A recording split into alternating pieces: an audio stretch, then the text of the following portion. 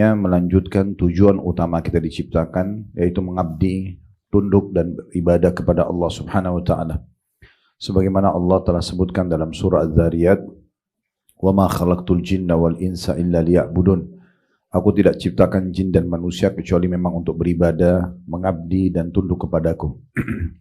Kalau hari-hari yang lalu kita isi dengan amal-amal saleh yang sudah kita tahu bersama-sama tentunya, maka sekarang kita tinggal lanjutkan estafetnya, kita tambah lagi agar nanti memberatkan timbangan amal kita pada hari kiamat. Kalau masa lalu mungkin kita masih kurang, maka kesempatan hari ini kita sempurnakan. Kalau masa lalu kita masih banyak pelanggaran-pelanggaran agama, maka hari ini tentunya kita masih punya peluang untuk bertaubat. Maka jadikan hari ini sebagai hari terbaik kita menutupi kekurangan dan kesalahan di masa lalu, serta juga menambah amal-amal soleh yang akhirnya bisa memberatkan timbangan amal. Saya yakin tentunya kita pun berkumpul di sini majelis ilmu karena kita ingin menjalankan tujuan utama kita diciptakan dan juga memperbanyak pahala. Asal kita ikhlas karena Allah, tujuannya betul-betul untuk mempelajari agama Allah, maka kita akan mendapatkan semua keutamaan majelis ilmu yang sudah dijanjikan. Di antaranya ada sebuah hadis yang berbunyi, siapa yang keluar dari rumahnya ikhlas ingin menuntut ilmu, maka dia seperti orang yang sedang di jalan Allah atau orang yang berjihad. Begitu juga dalam hadis yang lain, siapa yang keluar dari rumahnya tulus karena ingin mempelajari ilmu, maka dia akan diberikan pahala haji yang lengkap. Dan sekian banyak tentunya hadis-hadis yang sahih yang menyebutkan tentang masalah keutamaan ilmu dan majelis ilmu. Selanjutnya kita panjatkan salam hormat kita kepada utusan Allah Nabi besar Muhammad sallallahu alaihi wasallam, sebagaimana Allah telah perintahkan kita untuk mengucapkan salam hormat tersebut. Dan tentunya sebagai balas jasa 23 tahun dari masa hidup beliau dihabiskan untuk agama ini, semuanya agar sampai kepada kita dan kita bisa menjadikan sebagai panduan hidup kita. Tema kita pada hari ini, janji Allah untuk orang-orang yang beriman. Jadi kita mungkin mulai Bapak Ibu sekalian dengan masalah beriman dengan tidak beriman, supaya kita tahu apa manfaatnya kita menjadi orang yang beriman. Kita mulai dulu dari orang yang tidak beriman. Orang yang tidak beriman, mereka akan selalu berada di kebingungan. Setiap kali melihat ke langit, mereka akan terus bingung. Dari mana langit ini? Siapa yang mengatur pergantian siang malamnya?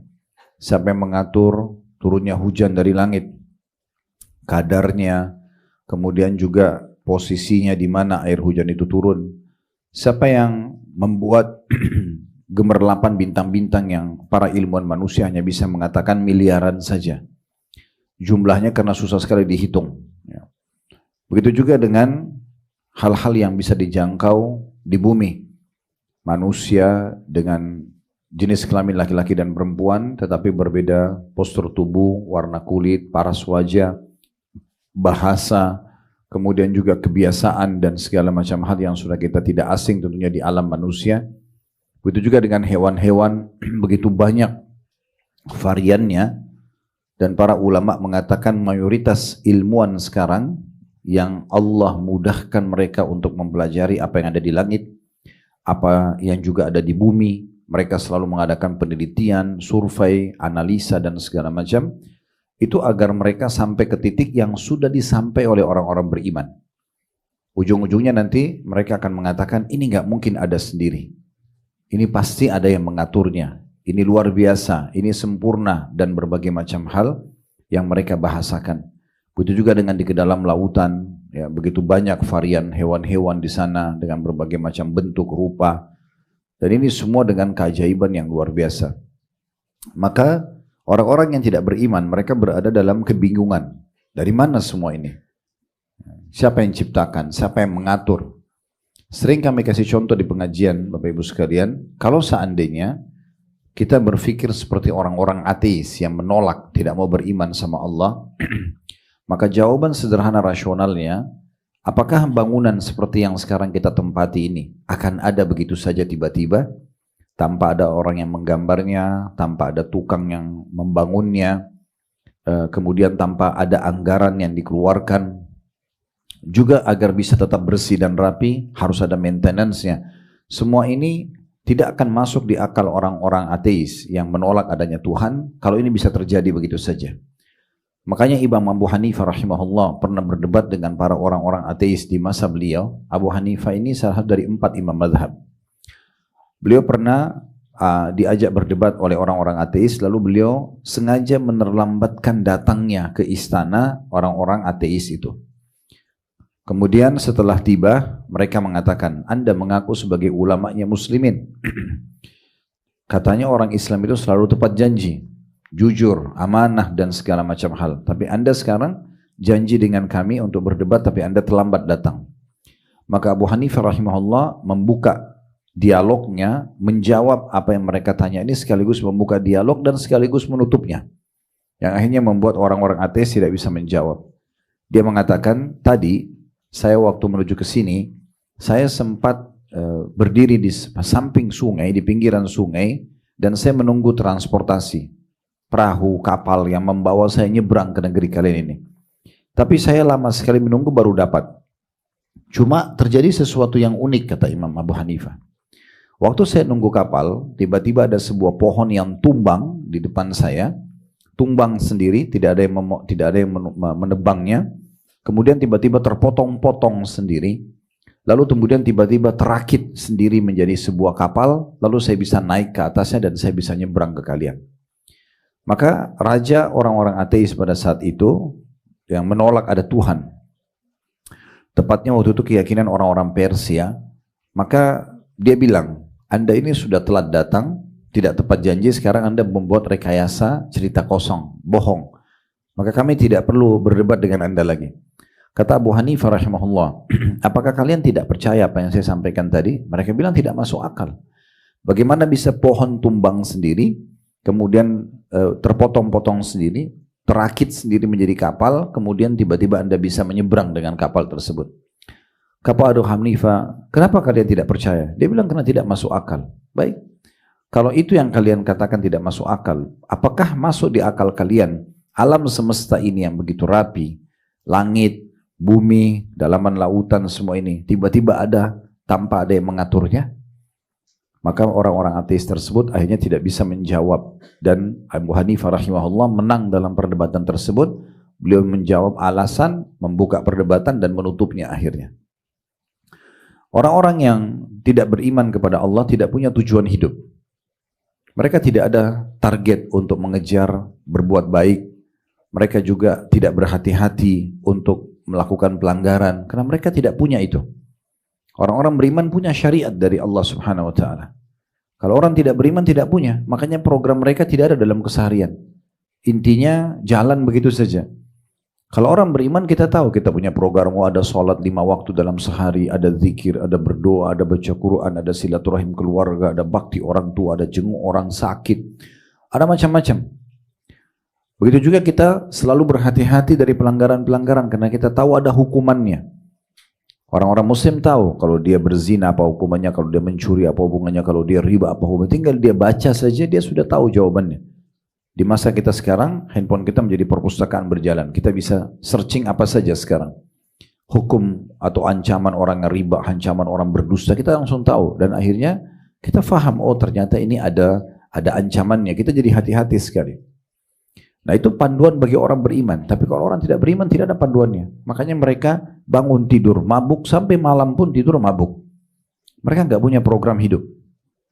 Ada seorang anak muda di Saudi, beliau konten kreator kebetulan, dan dia sengaja coba pergi ke negara barat, mempelajari dan melihat dari depan diskotik. Dia di luar, dia sengaja lihat. Ternyata mayoritas yang keluar itu orang-orang masih muda, anak-anak masih muda. Terutama yang 18 tahun, yang baru dibebaskan oleh pemerintah mereka untuk boleh menikmati apa saja. Maka mereka keluar dan ternyata anak-anak ini ditemukan surveinya paling banyak gagal di sekolahnya setelah itu. Paling banyak buat tawuran, berantem. Pemerintah mereka bingung bagaimana caranya menangani masalah ini. Paling banyak menjadi pengedar narkotika. Paling banyak melakukan pemerkosaan dan kekerasan. Itu semua bermula daripada minuman keras yang mereka minum. Tapi karena dilegalkan, akhirnya pemerintahnya pun tidak bisa larang gitu ya. Tapi ini contohnya. Jadi akhirnya hidup mereka tidak ada tujuan dan akhirnya mengacaukan semuanya. Ya. Rusak semua kehidupan mereka. Mereka tidak kenal namanya adanya akhirat, adanya balasan. Sebagai seorang muslim, orang yang beriman, bukankah Bapak Ibu misal contoh kalau kita dizalimi oleh orang, ada orang yang utang sama kita nggak bayar. Oke, dalam Islam kita dianjurkan untuk menagihnya, boleh, itu hak kita. Tapi kalau sampai orang itu tidak membayarnya, misal hilang tiba-tiba, kita sudah nggak tahu, dia pindah negara, dia pindah kota, apa yang membuat hati kita bisa tenang sebagai orang beriman? Kita tahu kita akan mendapat hak kita di hari kiamat. Oh, nanti saya akan dapat kok di pengadilan Allah nanti. Ini kan membuat tenang. Orang yang tidak beriman sama Allah nggak punya ini. Mereka lost dari masalah itu. Makanya yang ada cuma balas dendam aja. Pokoknya bagaimana orang yang buat jahat dibunuh. Orang jahat begini dan begitu. Kita tidak ada masalah itu. Ya, tidak ada seperti itu. Dan ada ribuan alasan yang kalau kita mau bandingkan antara orang tidak beriman dengan orang beriman itu terlalu banyak perbedaannya. Dan bagaimana kalau kita mau fair, Bapak Ibu sekalian ya, kalau kita mau fair, kita harus mempertemukan antara level orang beriman secara ekonomi, secara jenjang sosial, pendidikan, dengan orang tidak beriman dengan level yang sama. Kenapa saya sebutkan ini? Ada sebagian orang-orang mengatakan begini, Ustadz, saya beriman, saya sudah bekerja, tapi ekonomi saya belum baik-baik. Itu tetangga saya kafir, tapi dia kaya raya. Di sini dia tidak fair dengan dirinya sendiri. Dia coba membarter antara diri dia sama orang kafir yang mungkin pendidikannya lebih tinggi, mungkin mendapatkan warisan perusahaan dari orang tuanya. Coba dia pertemukan antara diri dia dengan orang kafir yang selevel dengan dia. Misalnya jenjang pendidikannya sama, kemudian ekonominya sama, maka pasti akan dia temukan perbedaan. Kurang lebih seperti itu ya. Saya pernah kedatangan Bapak Ibu sekalian seorang jemaah kami dari Lombok, jemaah waktu itu travel umroh. Pas pulang subhanallah beliau meninggal, tapi beliau pengusaha handphone di sana. Waktu restoran ini masih di Kalibata, belum pindah ke sini. Waktu itu masih di Kalibata City, saya ditemuin oleh beliau di sana. Dia datang dengan satu partner bisnisnya orang Chinese dari Mangga Dua waktu itu. Seperti biasa, seorang jemaah ketemu sama ustadznya bertanya banyak hal hukum tentang rumah tangga, tentang pekerjaan, tentang segala macam. Orang non muslim ini, seingat saya teman itu beragama Katolik. Dia dengar apa yang saya jelaskan secara agama. Harusnya begini, harusnya begitu kita jelaskan. Rupanya setelah selesai yang muslim ini, dan ada lagi pertanyaan, yang orang Katolik ini bilang, Ustadz saya boleh bertanya nggak? Terus saya bilang, boleh, tetapi saya akan jawab sesuai dengan gambaran agama Islam. Dia bilang nggak masalah Ustaz, karena apa yang dihadapi oleh teman saya tadi yang dia tanya sama saya hadapi. Dia juga punya permasalahan dalam rumah tangganya, dia juga permasalahan dalam mendidik anaknya, dia juga punya permasalahan di pekerjaannya. Jadi jangan berpikir orang tidak beriman itu enak-enak saja, enggak kok. Gitu. Keliru tuh. Ya. Oleh karena itu kita harus betul-betul fahami kalau kita di posisi orang beriman ini sangat nyaman. Orang beriman itu dalam kondisi miskin dia tenang. Dalam kondisi kaya, dia tenang. Asal dia betul-betul beriman murni ya. Kalau dia sedang diuji dengan Allah, dengan kemiskinan, dia bersabar. Ya. Tidak ada ditemukan orang di muka bumi ini, komunitas yang paling gampang menerima keadaan seperti orang Islam. Kalau miskin, mereka hidup miskin. Mayoritas penduduk bumi sekarang yang miskin, banyak orang Islam. Tapi mereka jalan dengan kehidupannya di Somalia, sekarang di Sudan lagi ditindas, Palestina lagi dijajah. Bagaimana kekokohan mereka karena keimanannya. Bersabar bisa menerima, rumahnya hilang, keluarganya dibunuh. Mereka masih bisa bilang Alhamdulillah. Dan itu viral di mana-mana gitu. Ini gak akan terjadi bagi orang-orang non-muslim. Mereka mungkin ada masalah sedikit sudah bunuh diri. Ya. Larinya ke sana. Ya. Atau berbuat kriminal yang lainnya. Tapi kalau orang beriman tidak seperti itu. Ya, ini di antara perbandingan saja sebagai pembukaan materi kita supaya Bapak Ibu nanti faham, oh ternyata menjadi orang beriman itu manfaatnya besar ya. Kalau kita kaya asal dia beriman benar, kita pasti tahu, orang beriman yang kaya ini pasti tahu, oh ini kan rezeki dari Allah. Sedekah itu babnya besar, pahalanya besar, zakat itu wajib. Maka kita lihat orang-orang muslim yang betul-betul dengan imannya, dia akan sibuk bersedekah, membantu orang, membangun masjid dan segala macam. Jadi bermanfaat harta tersebut. Nggak akan dia gunakan pada hal yang sia-sia. Dan sekian banyak contoh-contoh berhubungan dengan masalah ini. Sekarang kita masuk, setelah kita faham, ternyata memang menjadi orang beriman itu sebuah karunia yang besar. Ya. Dan terlalu banyak kisah orang-orang sebelum kita yang kafir seperti Fir'aun, seperti Namrud, seperti Qarun, seperti di masa Nabi Muhammad SAW itu Abu Jahal, Abu Lahab. Sekarang hanya tinggal kenangan saja. Orang pernah kenal, oh itu namanya pernah ini. Sudah nggak ada lagi kejayaannya, nggak ada lagi kerajaannya, nggak ada lagi harta yang melimpahnya. Orang sudah tidak tahu di Mekah mana rumahnya Abu Jahal dan Abu Lahab dulu. Walaupun di masa itu kalau kita baca sejarahnya, rumah mereka paling besar di Mekah. Abu Lahab itu orangnya diberikan julukan Abu Lahab, Lahab itu karena mukanya bercahaya, orangnya tampan sekali, orangnya sangat tampan. Dan salah satu yang menyebab dia tidak mau beriman pada Nabi Muhammad SAW karena dia anggap ponakannya itu saingannya. Dari sisi ketampanan, dari sisi kedudukan gitu ya. Awal-awal dia anggap biasa saja, tapi setelah Nabi Muhammad SAW mengatakan dirinya jadi Nabi, ini Abu Lahab gak bisa. Karena itu dia tidak mau beriman. Hanya karena masalah-masalah seperti itu. Tapi semuanya apa yang berhubungan dengan dia sudah tidak ada lagi dikenang sekarang. Kecuali namanya buruk saja. Begitulah keadaan orang tidak beriman. Tapi kalau orang beriman, Abu Bakar, Umar, Uthman, Ali, Bilal, dan segala macam, itu dikenang keindahan hidupnya. Mungkin masa lalunya dulu, seperti Bilal tertindas, tapi setelah beriman justru mulia menjadi muadzin Nabi, menjadi mujahid, sebelum meninggal belum menjadi orang yang kaya raya. Banyak dinukil petua-petua beliau dan segala macam hal. Baik, sekarang kita masuk ke masalah apa yang kita dapatkan kalau kita beriman. Kita coba banyak mentadabburi ayat Al-Quran sekarang. Ya, saya berharap Bapak Ibu membuka aplikasi Al-Quran di handphonenya, kita akan lebih banyak melihat apa yang Allah janjikan buat kita kalau kita beriman. Dan harus diikuti dengan keyakinan Bapak Ibu sekalian benar apa yang Allah janjikan. Allah tidak akan pernah memungkiri janjinya. Dalam Al-Quran Allah mengatakan innallaha la yukhliful mi'ad. Allah enggak akan pungkiri janjinya. Janji yang pertama, kalau Bapak Ibu beriman dan komitmen dengan keimanannya, tentu iman ini tidak bisa berdiri sendiri ya. Dia harus diikuti dengan amal saleh ya. Kalau kita mau tahu nilai keimanan seseorang itu benar, kita temukan antara muslimnya dia, imannya dia, dengan ketaatan-ketaatan yang dikerjakan. Itu baru namanya orang yang beriman. Di masa Nabi Muhammad SAW ada orang-orang baru masuk Islam, lalu mereka bilang amanna, kami beriman. Maka Allah menurunkan firman-Nya, kullan tu'minu walakin qulu aslamna.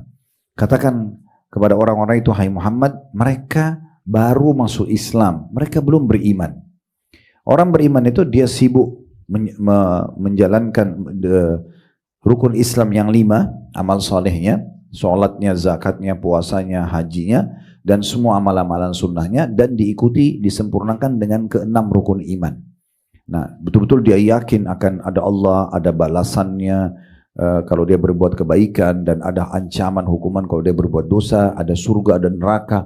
Ini baru dikatakan dia orang beriman. Nah, kita sedang bicara kelompok ini nih. Ya, kelompok ini, kelompok orang yang betul-betul beriman dan sibuk dengan ketaatan-ketaatan dengan imannya itu. Selalu menjaga sholatnya, selalu menjaga puasanya, selalu zikirnya, baca Qur'annya, majelis ilmu, semua dijaga. Nah, ini yang kita sedang bahas. Selama dia cuma beriman, tidak beramal saleh, tidak masuk dalam konten bahasan kita ini. Karena bahasan kita ini berhubungan dengan masalah apa yang didapat bagi orang-orang yang beriman dan beramal saleh. Yang pertama kita bisa lihat janji Allah Subhanahu wa taala, Allah akan membahagiakan hidup orang-orang beriman. Allah akan sejahterakan.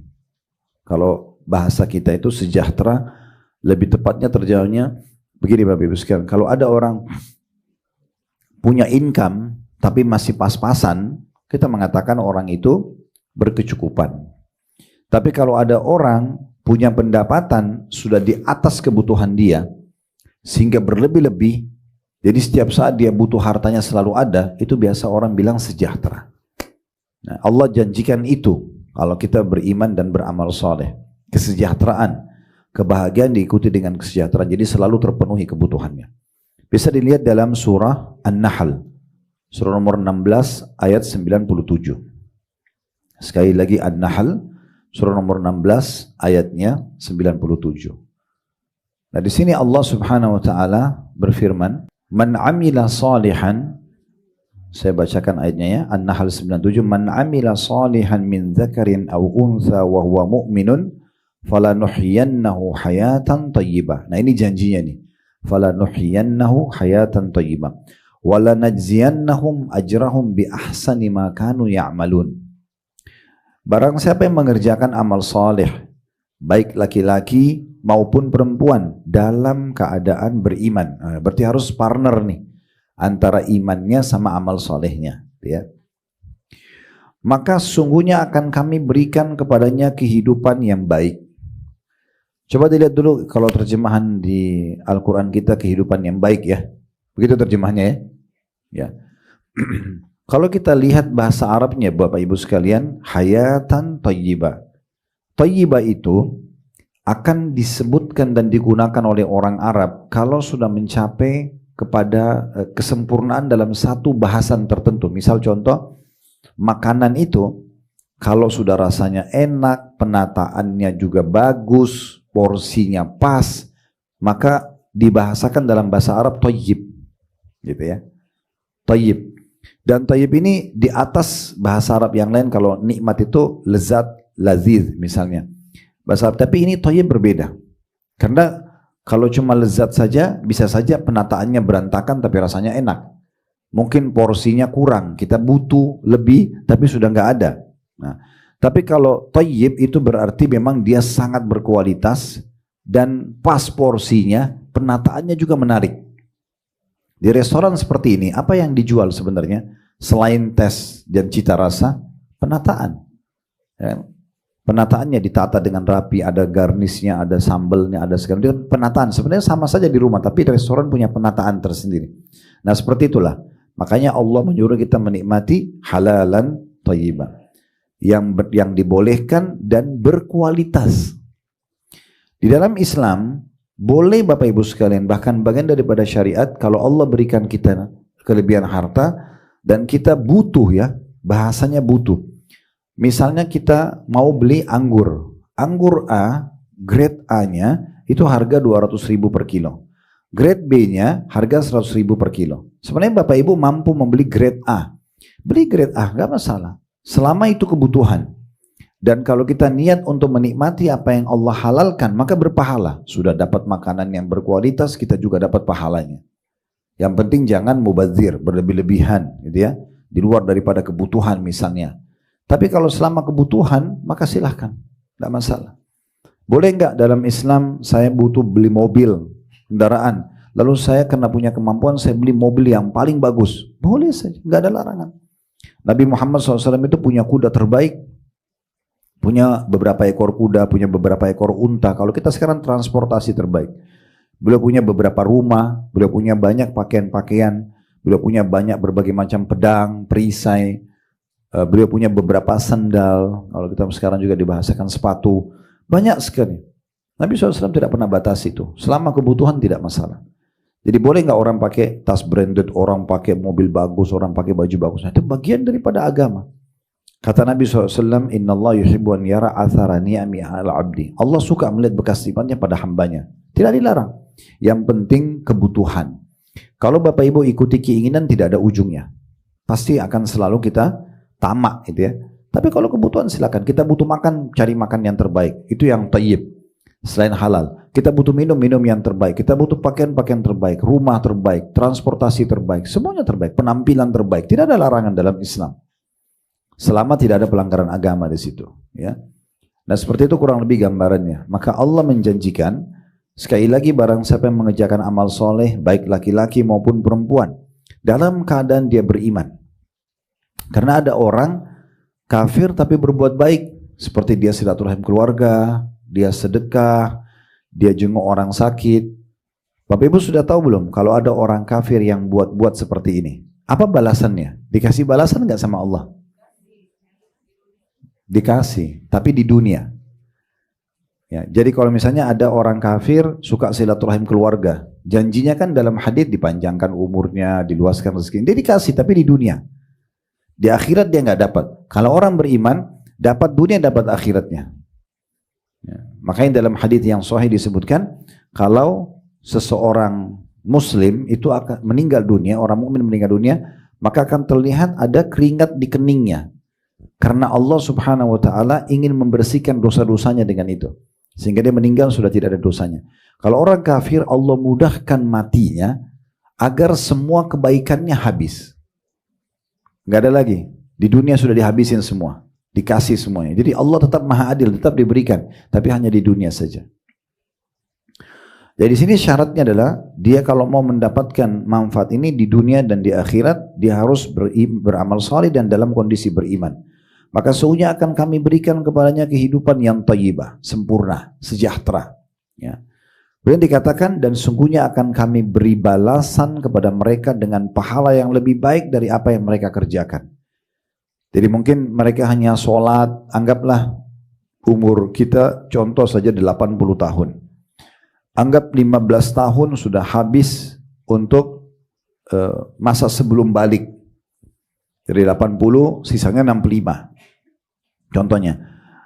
Dari 65 ini anggap kita tidur dalam sehari misalnya 8 jam. 6 sampai 8 jam. Kalau kita kali kurang lebih menghabiskan waktu 15 tahunan sampai 20 tahun tuh.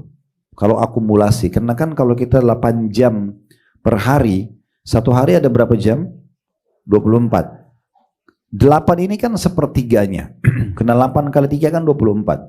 Artinya dari 80 tahun itu, kalau kita tidur 8 jam, sepertiganya habis buat tidur. Berarti dibagi 3, 80 itu kan. Kalau kita bagi 3, kurang lebih 27 tahun setengah. Hampir begitu ya, kita habisin buat tidur. Ditambah, atau kita bulatin jadi 30 tahun lah. Ada orang tidur malam, tidur siang, tidur di mobil, tidur di pesawat, mungkin lebih dari 8 jam kalau diakumulasikan, contoh seluruhnya. Maka anggap 30 tahun sudah habis. Berarti ditambah 15 tahun sebelum balik itu sudah habis 45 tahun. Belum kita bicara makan.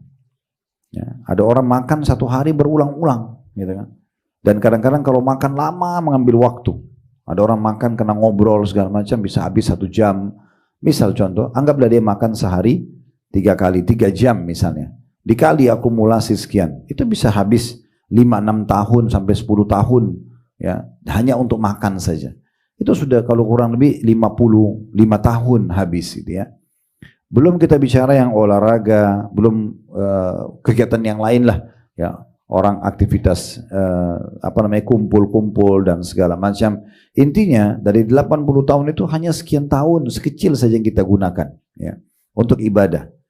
Maka dengan amal-amal sedikit itu saja sudah cukup Allah Subhanahu wa taala berikan balasan yang tidak seimbang dengan itu. Ya. Bisa saja satu sholat itu pahalanya seperti satu gunung yang besar.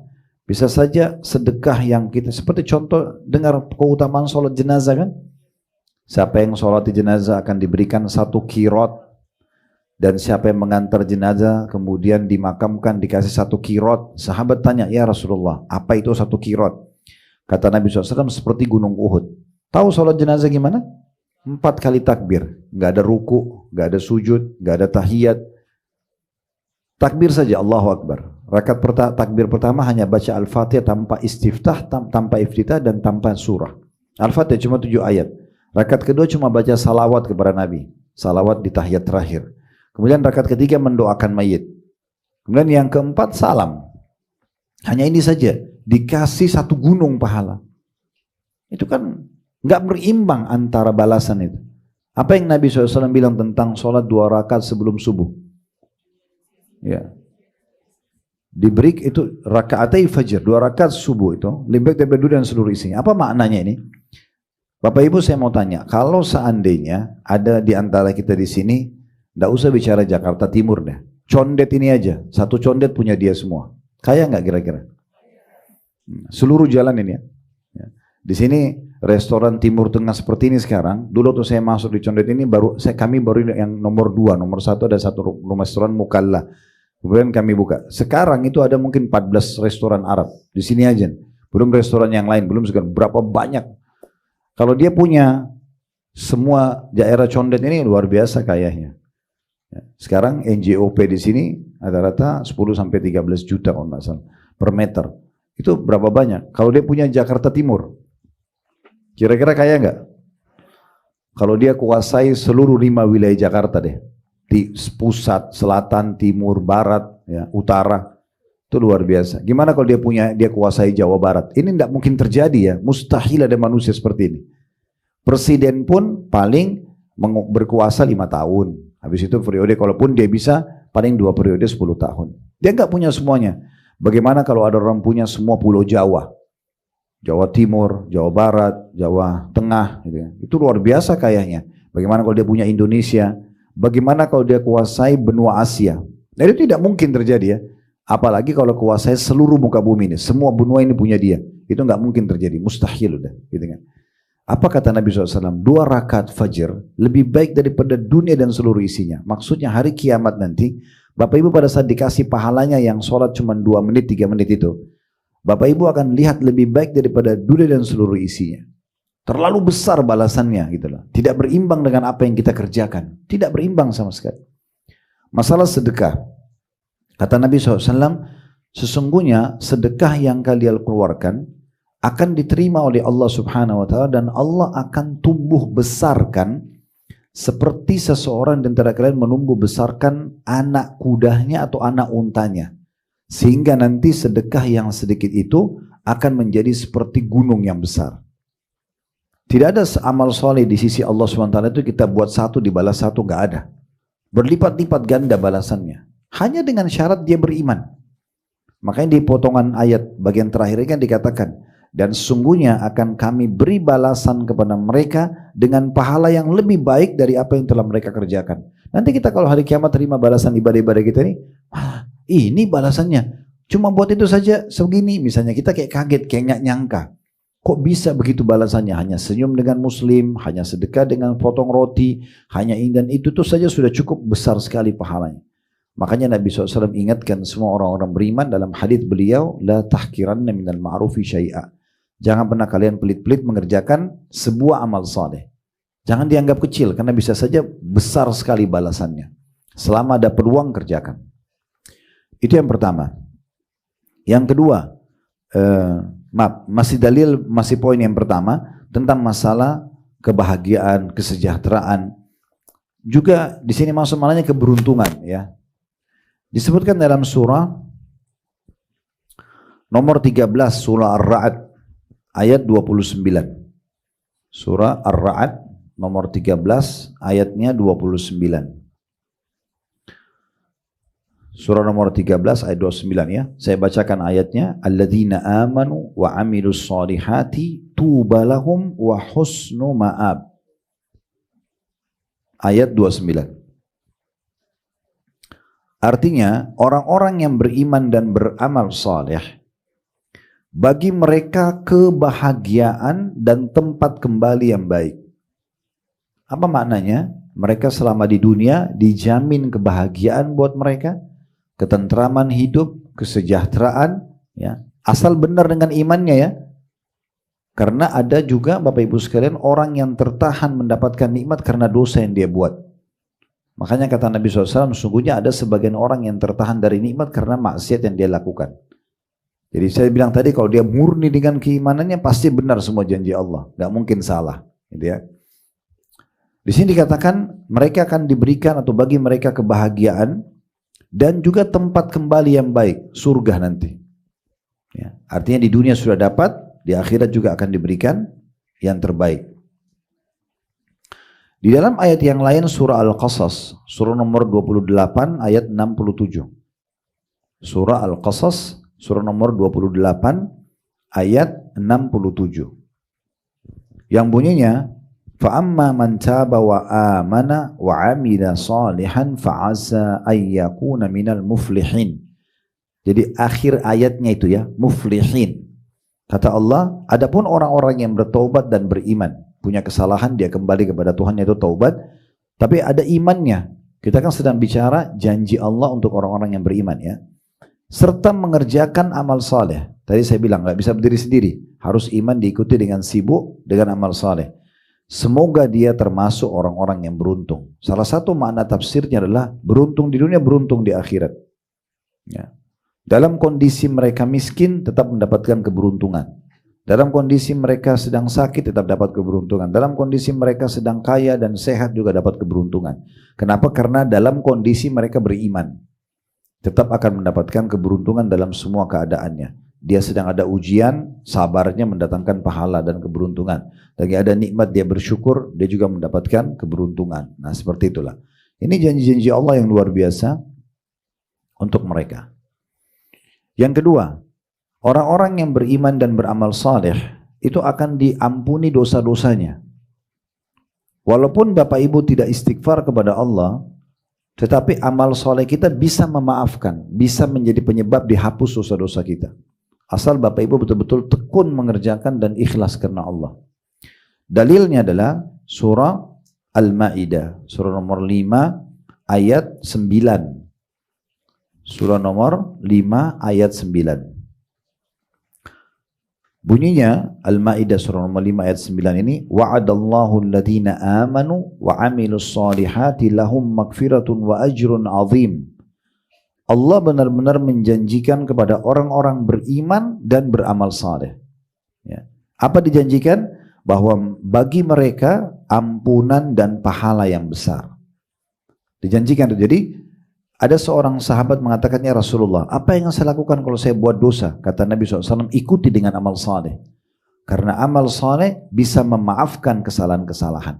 Di sini maknanya bukan orang buat dosa semaunya baru nanti dia amal saleh, bukan begitu. Maksudnya kalau kita pernah buat dosa, maka berhentikan itu dosanya, karena itu pelanggaran. Bisa tadi saya bilang, saya singgung sebelumnya, bisa mengurangi nikmat yang Allah berikan, ya, bisa Allah tahan sebagai nikmat karena dosa. Tapi kalau kita pernah buat dosa, maka sekarang ganti dengan amal saleh. Nah, pergantian transisi ini itu akan membuat dosa-dosa yang lalu kita juga bisa dibersihkan. Ya, seperti itu yang dimaksudkan dalam ayat ini. Plus lagi, amal-amal saleh yang dia kerjakan akan dilipat gandakan pahalanya. Asal dia betul-betul bertaubat kembali kepada Allah Subhanahu wa ta'ala. Kemudian dalam surah Hud, Allah Subhanahu wa ta'ala juga sebutkan surah nomor 11 ayat 11. Ya. Ini mudah ya, dihafal 11 ayat 11 gitu ya. Surah nomor 11. Allah mengatakan di akhir ayat, illal ladzina sabaru wa amilus solihati ulaika lahum maghfiratun wa ajrun kabir. Kecuali orang-orang yang sabar terhadap bencana yang menimpa mereka, dan ini tidak mungkin kecuali orang beriman yang bersabar. Mereka saja yang bisa bersabar karena keimanannya dan mengerjakan amal saleh. Maka mereka itu memperoleh ampunan dan pahala yang besar. Kemudian surah Al-Ankabut, kita masih di poin kedua ya. Al-Ankabut ayat 7, Al-Ankabut ini surah nomor 29 dalam Al-Quran, ayat 7. Al-Ankabut ayat 7 ini berbunyi, walladzina amanu wa amilus solihati lanukaffiranna anhum sayyiatihim wa lanajziyannahum ahsanal ladzi kanu ya'malun. Dan orang-orang yang beriman dan beramal saleh, sama ini syaratnya, beriman dan sibuk dengan amal saleh, benar-benar akan kami hapuskan dari mereka dosa-dosa mereka, karena mereka amal soleh dosanya akan dimaafkan, dan benar-benar akan kami beri mereka balasan lebih baik, yang lebih baik dari apa yang mereka kerjakan. Jadi maksudnya dia buat sedikit tapi balasannya besar, gitu ya. Pernah ada satu orang, Bapak Ibu sekalian, orang ini baru saja syahadat, masuk Islam, lalu ikut berperang dan terbunuh mati syahid.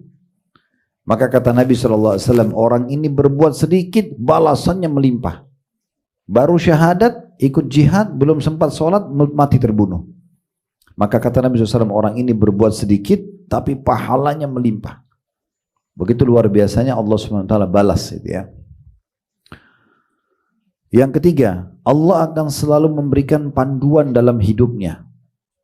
Jadi kalau kayak dia butuh petunjuk ya dalam hidupnya, muncul ide-idenya gitu. Ide untuk ini, ide untuk itu. Allah berikan petunjuk.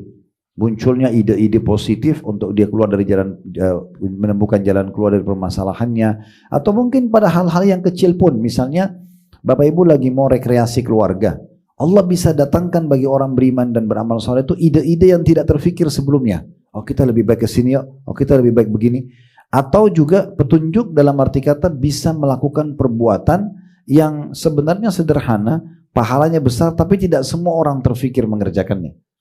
Tiba-tiba dia berpikir untuk membantu satu orang, misalnya orang itu ternyata sangat membutuhkan dan pahalanya lebih besar. Mungkin ada keluarga yang lain tahu juga, tapi mereka tidak terdorong hatinya untuk melakukan itu. Muncul ide-ide seperti itu. Ya. Muncul mungkin ide di saat kita sedang ada masalah berat, lalu Allah kasih kita panduan, petunjuk sehingga kita bisa berpikir, oh ini jalan keluarnya. Atau coba saya konsultasi sama orang itu dan ini. Kita dapat idenya. Itu namanya hidayah, petunjuk. Itu Allah janjikan dalam surah Yunus, surah nomor 10 ayat 9.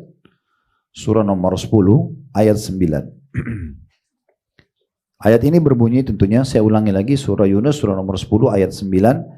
Innal ladzina amanu wa amilus solihati yahdihim rabbuhum biimanihim tajri min tahtihimul anharu fi jannatin na'im. Sesungguhnya orang-orang yang beriman dan mengerjakan amal saleh. Ingat selalu syaratnya itu ya. Enggak cukup beriman, harus ikut amal saleh. Enggak cukup juga amal saleh kalau tidak beriman. Tadi saya bilang kalau orang kafir hanya dibalas di dunia. Enggak ada manfaatnya gitu ya. Maka diberi petunjuk oleh Tuhan mereka. Nah, ini petunjuk yang kita tadi singgung. Muncul ide segala macam hal yang tidak terfikir oleh orang selain kita gitu. Baik dalam mengerjakan kebaikan atau meninggalkan kesalahan atau justru keluar dari sebuah permasalahan yang sedang kita hadapi. Allah mengatakan maka diberi petunjuk oleh Tuhan mereka. Allah langsung ilhamkan kepada mereka karena apa di situ? Ini enggak lihat terjemahnya nih. Keimanannya ya, kan gitu. Perhatikan Allah bilang gitu terjemahannya ya. Saya ulangi, sungguhnya orang-orang yang beriman dan mengerjakan amal saleh, ya, mereka diberi petunjuk oleh Tuhan mereka karena keimanannya. Di bawah mereka mengalir sungai-sungai di dalam surga yang penuh kenikmatan. Di dunia mereka dapat petunjuk, dapat jalan keluar dari berbagai macam hal, punya ide-ide yang bagus. Di akhirat diberikan surga yang abadi. Lalu kita mau apa lagi? Di dunia sudah bahagia, dapat panduan hidup, dapat ide-ide untuk dapat jalan keluar dari permasalahan kita, dan di akhirat dibalas lagi dengan surga yang abadi. Ini luar biasa ya. Jadi tidak semua orang punya ide, makanya kadang-kadang ada orang mentok, dia nggak tahu, apalagi orang non muslim, orang kafir itu mereka tidak punya ide umumnya ya. Akhirnya mentok-mentoknya melakukan kesalahan-kesalahan ya. Terulang lagi kesalahan yang sama atau bunuh diri. Kisah tentang bunuh diri bagi orang non muslim ini luar biasa. Saya kemarin pulang diundang dakwah di Jepang. Salah satu yang kita diskusikan sama orang-orang Indonesia tapi yang tinggal di sana gitu. Mereka cerita ada satu hutan di situ di kota yang kami datang itu, hutan untuk bunuh diri. Ya. Jadi mereka datang ke sana untuk bunuh diri. Setiap tahun perhitungan atau bulan gitu, itu hitungan orang bunuh diri itu banyak sekali. Yang loncat dari jembatan, yang orang loncat dari apartemennya, itu banyak sekali karena mereka stres. Stresnya apa? Hanya karena masalah pekerjaan. Stresnya mungkin karena apalah putus cintanya atau apa gitu. Yang bagi orang beriman ini masalah kecil bagi dia. Bukan masalah besar kalau dengan keimanannya, itu masalah kecil semuanya. Kalau seseorang itu belum mendapatkan pekerjaan satu tempat, kalau orang beriman, dia tahu itu belum rezekinya. Selesai, dia tinggal pindah ke tempat lain. Dia tinggal ikhtiar yang lain. Ada seorang anak muda pernah datang kepada saya, seorang pengusaha muda di Surabaya, habis tablik akbar itu di Masjid Al-Irsyad beberapa belas tahun yang lalu. Dia bilang begini, Ustaz, bagaimana caranya saya memahami keadilan Allah? Pada saat saya sama teman-teman saya ini, semuanya pembisnis muda, mau masuk ke satu proyek, dan saya lihat sendiri di depan mata saya lebih baik ibadah daripada mereka. Saya sholatnya lebih baik, saya ibadah umumnya lebih baik dari teman-teman saya. Tapi waktu proyek itu didapatkan, teman-teman saya semua dapat, saya tidak dapat. Bagaimana saya memahami itu? Supaya saya tenang. Maka saya jawab sederhana, saya mengatakan belum rezeki Anda. Kalau belum rezeki kita Bapak Ibu sekalian, biar kita kejar dengan apapun tidak dapat. Kalau rezeki kita, kita duduk di rumah datang. Pernah nggak kita lagi duduk di rumah tiba-tiba ada yang kirimin makanan? Pernah nggak kita lagi makan di restoran tiba-tiba ketemu teman, ternyata kita ke kasir sudah dibayar? Berapa banyak pakaian pemberian orang, makanan pemberian orang, apa saja macam-macam pemberian orang, banyak sekali. Maka kuasa Allah Subhanahu wa taala, ya. Sekarang yang keempat, Allah Subhanahu wa taala akan selalu mengasihi mereka. Makna ini mengasihi berarti Allah selalu berikan perhatian khusus. Allah kasihan, Allah sayang mereka. Ya, Allah kasihi mereka. Baik dalam kondisi mereka sedang besar nikmat, lagi banyak nikmat. Kasih sayang Allah pada orang yang sedang ada nikmat itu adalah Allah jaga dia. Supaya jangan sampai uangnya dipakai haram, kemaluannya dipakai haram, dan itu Allah jaga. Kalau dia sedang ada ujian, Allah jaga juga dia, jangan sampai dia bunuh diri, jangan sampai dia pakai jasa dukun, apalah segala macam yang haram. Itu Allah jaga, itu bentuk kasih sayang Allah. Allah sebutkan dalam surah Maryam, surah nomor 19 ayat 96. Surah nomor 19 ayat 96. Bunyinya surah Maryam surah nomor 19 ayat 96 ini, innal ladzina amanu wa amilus solihati sayaj'alu lahumur rahmanu wudda. Sesungguhnya orang-orang yang beriman dan beramal saleh, kelak Allah yang Maha Pemurah akan menanamkan dalam hati mereka rasa kasih sayang. Ini maknanya luas. Bisa Allah memang yang mengasihi mereka, dan itu sudah pasti Allah akan mengasihi karena sifat Allah Ar-Rahman Ar-Rahim. Bisa juga orang-orang beriman itu hatinya lunak, suka mengasihi orang. Makin kuat imannya, maka makin suka membantu orang. Bahkan kita tahu dalam Islam ada orang muslim atau orang mukmin yang mendahulukan kebutuhan orang lain dari dirinya sendiri. Pernah dengar kisah sahabat-sahabat Nabi, orang-orang Ansar, pribumi asli Madinah, waktu kedatangan muhajirin dari Mekah, apa yang mereka lakukan? Mereka memberikan harta mereka walaupun mereka butuh. Mereka berikan rumahnya, mereka berikan segala macam hal. Kisah masyhur Abdurrahman bin Auf yang datang dari Mekah. Nabi persaudarakan dengan Sa'ad. Sa'ad ini orang terkayanya Madinah. Setengah kebun kurma Madinah punya dia. Sampai hari ini Bapak Ibu sekalian, di kota Madinah atau di Timur Tengah, kalau mau dilihat orang itu kaya atau tidak, lihat dia punya kebun kurma atau tidak. Kebun kurma itu dianggap harta yang paling mahal karena buahnya berbuah panennya banyak dan dia umurnya panjang. Pohon kurma, pohon kelapa, pohon zaitun, ini pohon-pohon yang umurnya panjang. Ya. Dan ini jadi tolok ukur kekayaan seseorang. Apa kata Sa'ad? Waktu Nabi SAW bilang, hai Sa'ad, kamu sekarang bersahabat khusus, saya saudarakan kau dengan Abdurrahman bin Auf. Di saat itu, tanpa nunggu, ini baru ketemu hari itu. Baru kenal hari itu. Tapi karena keimanannya, apa kata Sa'ad? Wahai Abdurrahman, saya punya 2 orang istri. Kamu lihat salah satunya, yang mana kamu suka, saya ceraikan, setelah itu kau boleh nikahi.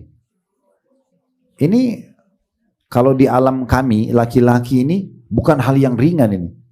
Istri yang sudah bersama-sama selama ini, sudah ada biologi, sudah terus tiba-tiba mau diceraikan, mau dikasih orang lain, itu kan nggak semudah itu. Ini nggak mungkin orang bisa lakukan. Tapi dia serius, dia mengatakan, lihat, dia bukan bilang, ini istri saya 2, yang satunya udah lebih tua. Nanti kalau lihat yang tua, nikahi saja. Enggak, pilih salah satunya, dia bilang. Ya, kalau baca kisah Sa'ad, dia bilang pilih salah satunya, mau muda mau tua, yang mana kau suka, saya ceraikan, setelah itu kau boleh nikahi. Tidak sampai di situ aja. Dia bilang, dan saya orang Madinah yang paling banyak memiliki kebun kurma. Ini kebun kurma Madinah yang paling banyak punya saya. Setengah kota Madinah punya saya. Saya bagi 2 dengan kamu. Jadi kalau kita tidak usah jauh-jauh ya punya kebun kurma. Bapak Ibu punya uang rekening 1 miliar. Baru kenal hari ini ada orang datang dari Surabaya. Misalnya, saya orang Muslim, saya susah. Oke, ini 500 juta buat kamu. Mau nggak? Jangankan 500 juta, mau kasih 50 ribu aja, saya nggak kenal nih siapa kayak. Tapi luar biasa, Allah tanamkan di dalam hati orang-orang beriman yang beriman itu kasih sayangnya tinggi sekali. Apa yang terjadi? Abdurrahman juga ini level imannya luar biasa. Apa yang dia bilang? Semoga Allah berkahi di keluargamu. Apa maknanya? Jangan kau ceraikan istrimu. Saya nggak butuh itu. Dan semoga Allah berkahi juga hartamu. Jangan kau kasih saya kebunmu itu. Bayangkan ditawarkan setengah harta, dia tolak semua, semuanya ditolak. Semoga Allah berkahi di keluarga dan hartamu. Tunjukkan saja untuk saya di mana pasar. Lalu Abdurrahman ke pasar, dia bisnis lalu menjadi orang kayanya muslimin. Tapi lihat bagaimana bentuk kasih sayang orang beriman itu muncul. Dia udah nggak peduli lagi. Makanya dalam surah Al-Hasyr Allah memuji orang-orang penduduk Madinah. Wa yu'thiruna ala anfusihim walau kana bihim khasasa. Mereka betul-betul mengorbankan diri mereka walaupun mereka butuh itu. Walaupun mereka membutuhkan, tapi mereka mendahulukan saudara-saudaranya yang datang. Ini gak mungkin kecuali orang itu beriman. Ya, ini bentuk kasih sayang yang luar biasa gitu. Itu tentu Bapak Ibu bisa lihat di dalam surah Al-Hasyr tentang kisah mereka ya. Saya coba pastikan dulu tentang orang-orang di surah nomor 59 Al-Hasyr namanya ya. Iya, tentang orang-orang Ansar bagaimana mereka ya. Lihat ayat 9-nya. Surah nomor 59 ayat 9. Coba lihat bagaimana Allah memuji mereka. Ini kasih sayang orang-orang yang beriman dalam hatinya, bagaimana dia berkasih sayang dengan saudaranya muslim yang lain. Saya bacakan ayatnya ya. Walladzina tabawwa'ud dara wal imana min qablihim yuhibbuna man hajara ilaihim wa la yajiduna fi sudurihim hajatan mimma utu wa yu'thiruna ala anfusihim walau kana bihim khasasa wa man yuqa syuhha nafsihi fa ulaika humul muflihun. Dan orang-orang yang menempati kota Madinah ya, dan telah beriman, dalam kurungnya orang-orang Ansar, ada nggak situ? Ya, nah ini Allah puji mereka. Ya, dan orang-orang yang telah menempati kota Madinah dan telah beriman, maksudnya orang Ansar, sebelum kedatangan mereka, para muhajirin. Mereka orang-orang Ansar mencintai orang-orang yang hijrah kepada mereka, para muhajirin, pendatang ini. Pribumi suka dengan pendatang, ini jarang terjadi, kecuali karena keimanan, itu lain.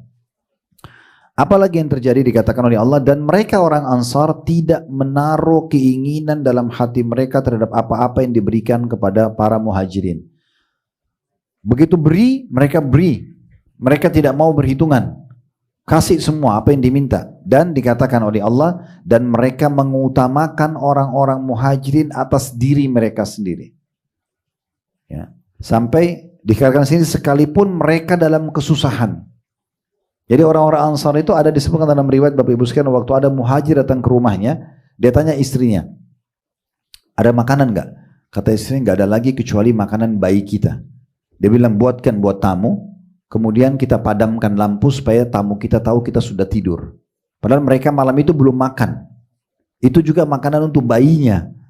Maka dihidangkan buat tamu, tamunya makan kenyang tidur. Mereka malam itu kelaparan semuanya. Hanya untuk mendahulukan muhajir. Kasih sayangnya luar biasa gitu. Ini dikatakan, dan mereka mengutamakan terhadap apa-apa yang diberikan, mereka mengutamakan orang-orang muhajir atas diri mereka sendiri sekalipun mereka dalam kesusahan.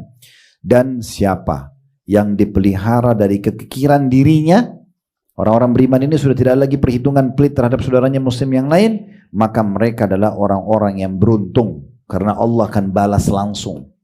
Ya.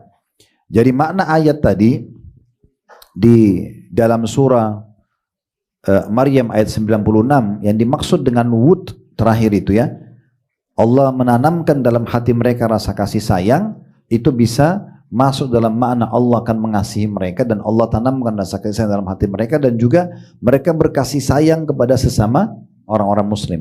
Sebagian ulama tafsir mengatakan ada juga tambahan yang ketiga, yaitu orang-orang beriman kalau tulus dengan keimanannya akan dicintai dan disukai oleh orang-orang. Allah akan tanamkan rasa suka orang lain pada mereka. Orang akan merindukannya, orang akan senang kalau ketemu, orang akan bahagia kalau membantunya, dan segala macam hal. Itu Allah akan tanamkan di dalam hati-hati orang-orang beriman gitu ya. Nah ini makna daripada Allah akan menanamkan dalam hati mereka kasih sayang. Kemudian yang kelima, Allah subhanahu wa ta'ala akan memberikan derajat yang tinggi ya, baik di dunia maupun di akhirat sebenarnya ya. Tapi ayat ini walaupun lebih fokus ke masalah di akhirat, di surga nanti, tapi makna derajat di sini juga bisa didapatkan di dunia. Allah akan tinggikan derajat mereka, Allah akan harumkan nama mereka. Disebutkan dalam surah Toha, surah nomor 20 ayat 75. Surah nomor 20 ayat 75. Saya bacakan ayatnya, Toha surah nomor 20 ayat 75. Wa may ya'tihi mu'minan qad amilas salihati fa ulaika lahumud darajatul ula. Dan barang siapa datang kepada Tuhannya dalam keadaan beriman, lagi sungguh-sungguh telah beramal saleh. Selalu berhubungan itu ya, beriman, amal soleh, beriman, amal soleh. Maka mereka itu adalah orang-orang yang memperoleh tempat-tempat yang tinggi atau derajat-derajat yang tinggi. Di sini bisa, walaupun saya bilang ayat ini lebih fokus kepada derajat yang tinggi di akhirat, karena mereka beriman dan beramal soleh lalu wafat dalam keadaan itu, Allah kasih derajat yang tinggi di surga. Tapi bisa mengandung makna, mereka juga akan diberikan derajat yang tinggi di dunia sebelum akhirat. Ya. Makanya kita lihat contoh Nabi Muhammad SAW dan para sahabatnya, orang-orang yang mengikuti jejak-jejak hidup mereka, itu semuanya bahagia. Kalau bukan karena Islam, siapa yang akan kenal Abu Bakar, Umar, Uthman, dan Ali? Gak ada yang kenal. Mereka penduduk di Mekah, terkucil dulu di Mekah, kota kecil. Tapi Islam lah yang membuat mereka dikenal. Islam yang membuat mereka menjadi raja-raja pengganti Nabi Muhammad SAW. Kalau bukan karena Islam, apakah Bilal masih bisa termuliakan? Gak bakal bisa. Ya. Bilal, Suhaib Ar-Rumi, kemudian Abdullah bin Mas'ud, ini orang-orang yang direndahkan di Mekah.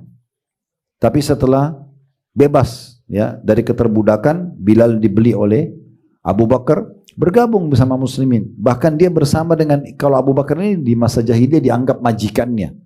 Nah, dia tebus, masa itu ada pasar perbudakan ya. Dia tebus. Tapi Abu Bakar tidak pernah merasa sebagai majikan.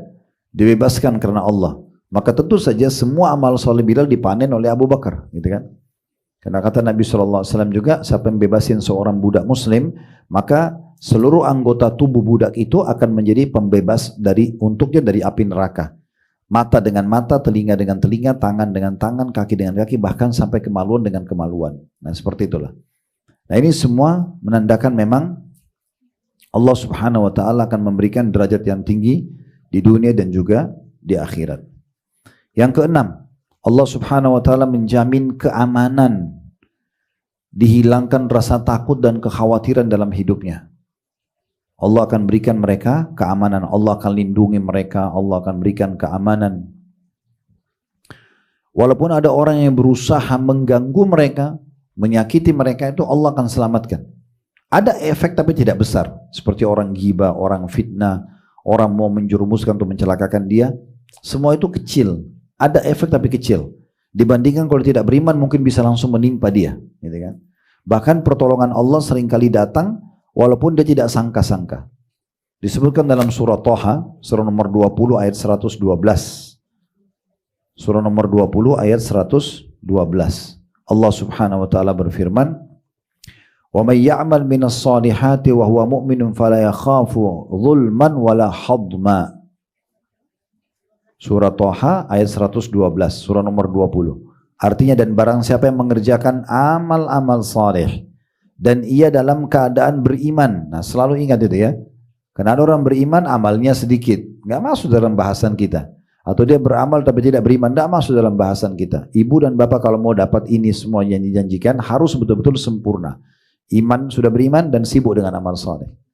Bahasa saya biasa sederhana itu, Bapak Ibu kalau mau hijrah, jadi orang baik jangan setengah-setengah. Udah langsung aja maksimal. Menjadi wanita solehah maksimal, menjadi laki-laki soleh maksimal. Nggak usah setengah-setengah, jangan dicicil-cicil. Ya, supaya betul-betul dapat ini, apa yang dijanjikan. Karena kalau masih dicicil-cicil, misalnya masih ada dosa yang dibuat, khawatirnya dosa itu menjadi penghalang sempurnanya nikmat yang dia dapatkan. Mirip dengan orang kerja, jadi pegawai di perusahaan, supaya mudah difahami ya. Coba bandingkan kedudukan antara pegawai staf yang berprestasi dan sibuk setiap hari kerja maksimal, bagaimana pimpinan perusahaan akan suka dengan dia? Omset perusahaan tercapai, selalu rapi dalam berpakaian, baik sama teman-temannya. Ini pasti akan punya kedudukan nih, gak mungkin tidak. Tapi kalau ada orang, dia prestasi ya di kerjanya, tapi ugal-ugalan, masih suka ganggu temannya, kadang-kadang masih telat datang, dia masih campur baurkan antara prestasinya sama juga kejahatannya. Kekurangan ini tidak mungkin dapat jabatan. Seperti itulah orang yang beramal soleh tapi ya juga masih buat-buat dosa, masih campur-campur. Atau ada orang yang ketiga ini buruk sekali, masuk kerja tapi ugal-ugalan. Ini orang-orang kafir, pembangkang. Ini sudah tidak ada gunanya, tinggal tunggu waktu saja dipecat, gitu kan. Nah seperti itu cara memahaminya. Jadi Allah pastikan di sini, barang siapa yang mengerjakan amal soleh dan ia dalam keadaan beriman, maka ia tidak khawatir akan perlakuan yang tidak adil terhadapnya. Gak ada orang bisa zalimi dia. Mungkin Bapak Ibu bilang, Ustaz tapi saya sudah coba beriman, saya beramal soleh, tapi pernah saya diuji, ada orang serang saya, ada orang gini. Nabi SAW juga hadapi itu. Kami menghadapi itu. Tapi apa yang terjadi Bapak Ibu sekalian? Kita akan diberikan oleh Allah perangkat-perangkat yang bisa menolong kita. Ada orang yang datang tolong kita. Ada pemikiran, ide yang muncul, kita bisa menangkan diri kita. Kita diberikan, tidak ada kekhawatiran, tidak akan ada kezaliman terhadap dia. Dikatakan, maka ia tidak perlu khawatir akan perlakuan yang tidak adil dan tidak pula ada pengurangan haknya.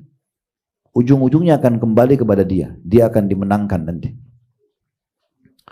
Ini poin penting sekali ya, di mana Allah SWT menjamin itu. Yang ketujuh, Allah berikan rezeki yang luas. Ya, Allah berikan rezeki yang luas. Ini dijanjikan dengan janji yang sangat jelas. Kalau orang tanya, mau nggak punya rezeki? Pasti orang semuanya mau. Nah sederhana, coba beriman dan beramal saleh. Itu janji Allah benar. Disebutkan dalam surah Al-Hajj, surah nomor 22. Dalam Al-Quran ayat 50. Surah nomor 22 ayat 50. Ini saya masih baru mengambil dari ayat Al-Quran dan rata-rata satu poin satu ayat ya. Ini kalau kita mau korek setiap poinnya ayat-ayat banyak sekali. Kalau kita mau mengambil dari hadis-hadis Nabi SAW banyak sekali. Tapi ini sudah mewakili. Ya. Rezeki yang luas ini disebutkan dalam surah Al-Hajj surah nomor 22 ayat 50. Bunyinya, "Falladzina amanu wa amilus solihati lahum magfiratun wa rizqun karim."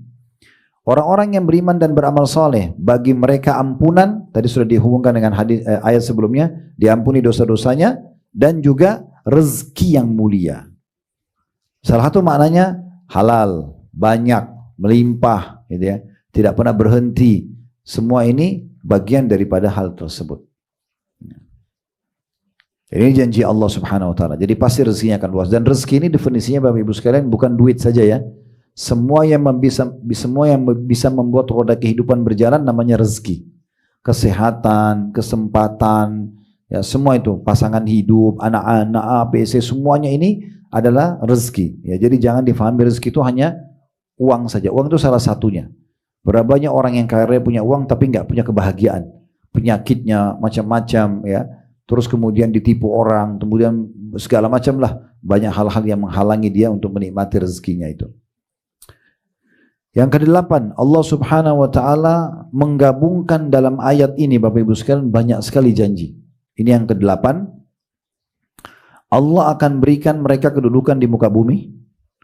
Allah juga ya, akan mengokohkan agama mereka. Allah juga akan menghilangkan rasa takut mereka. Jadi tiga hal ini dijanjikan dalam satu ayat. Walaupun di judulnya kita menyebutkan bahwasanya Allah akan berikan mereka kedudukan di muka bumi. Allah sebutkan di dalam surah An-Nur, surah nomor 24 ayat 55. Surah nomor 24 ayat 55. Bunyinya begini.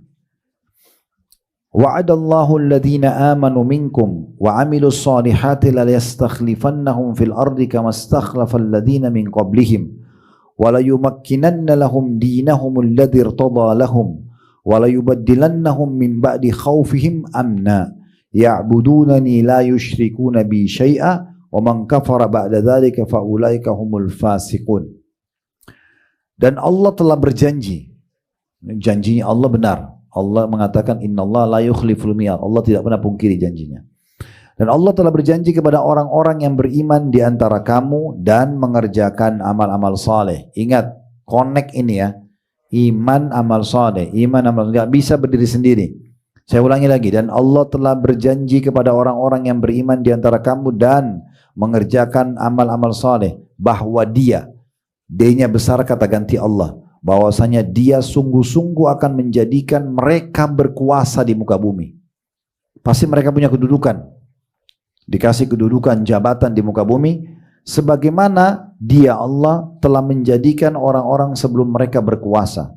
Itu yang pertama. Yang kedua Allah bilang, dan sungguh dia akan meneguhkan bagi mereka agama yang telah diridhoinya untuk mereka. Maksudnya agamanya tidak akan terganggu.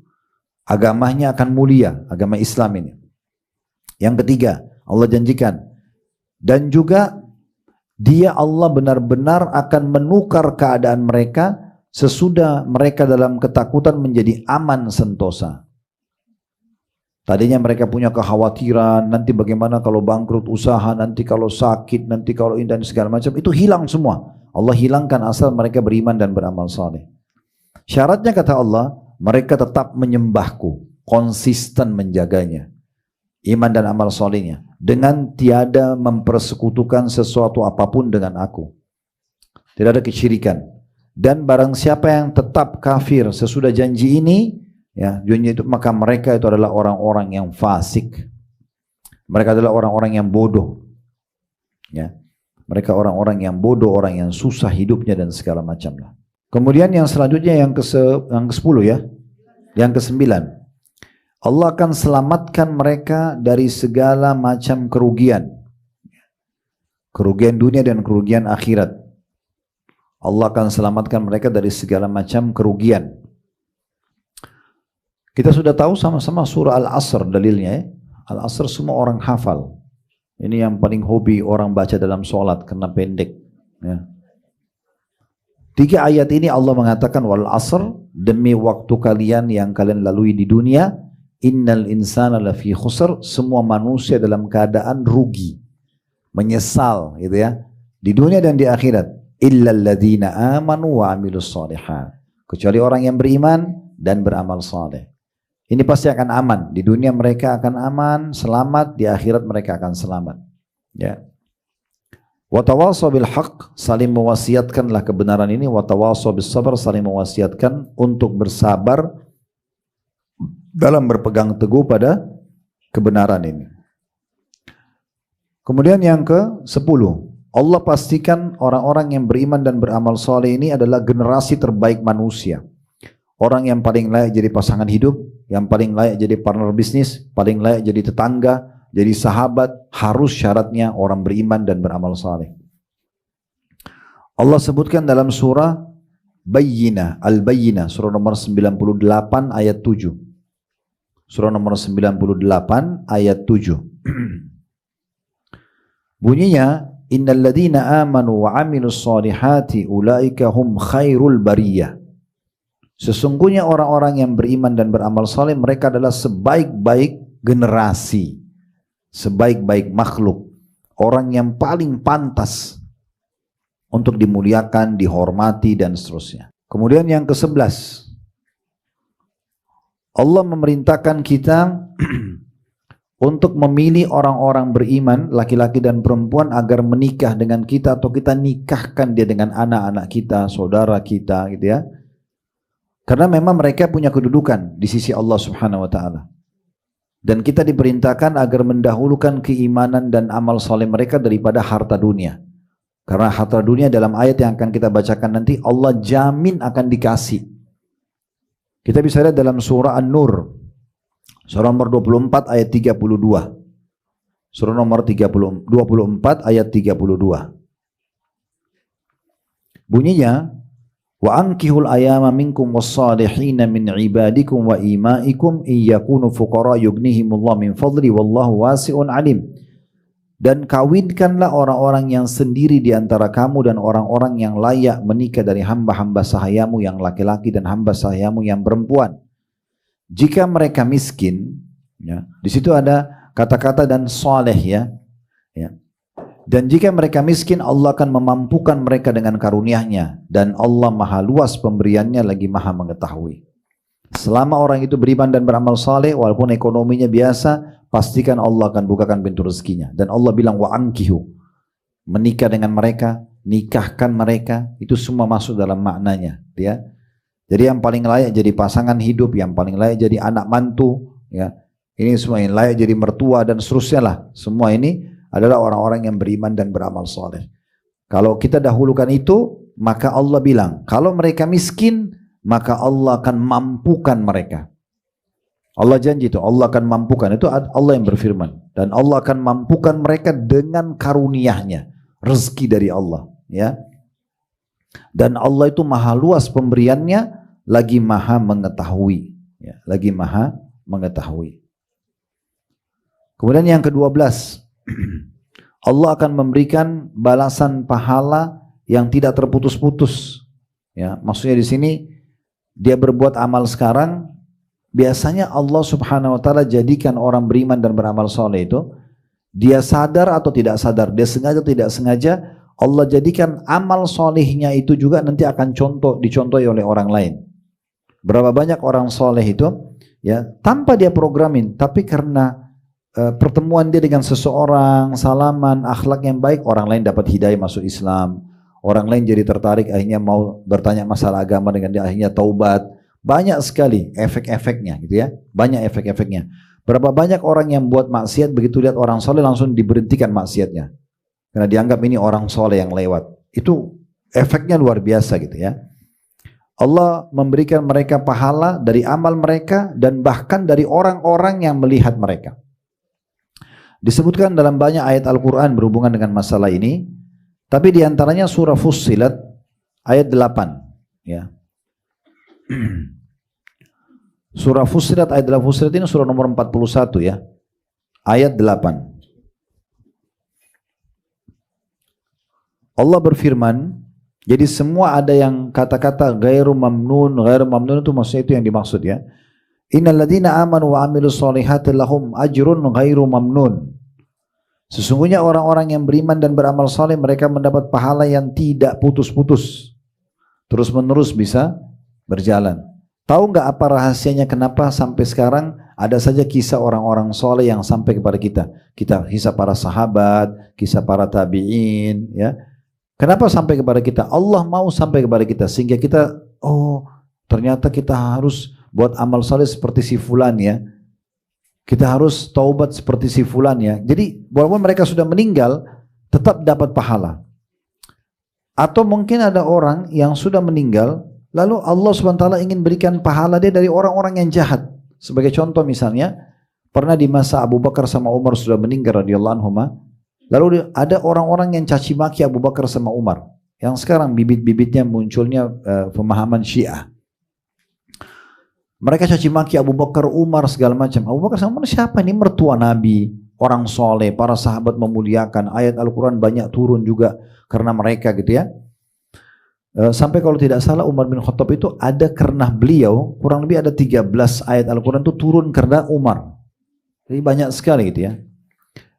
Maka mereka dicaci maki setelah meninggal. Lalu ada yang tanya kepada Aisyah, wahai Ummul Mukminin, bagaimana pendapat anda dengan cacian orang-orang terhadap Abu Bakar sama Umar? Kata Aisyah, saya tidak melihat kecuali Allah ingin menambahkan pahala mereka dari cacian orang-orang itu. Karena tidak ada juga efeknya kepada mereka. Mereka sudah meninggal.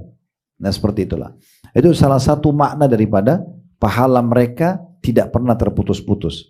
Mirip dengan ini disebutkan juga dalam surah Al-Insyiqaq ayat 25. Al-Insyiqaq itu surah nomor 84 ayat 25. Di situ ada potongan akhir ayatnya, potongan akhir ayatnya, illal ladzina amanu wa amilus solihati lahum ajrun ghairu mamnun.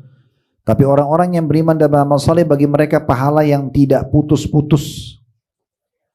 Kemudian surah At-Tin, At-Tin juga mirip dengan ini, surah At-Tin ayat 6 ya. Surah nomor 95 At-Tin.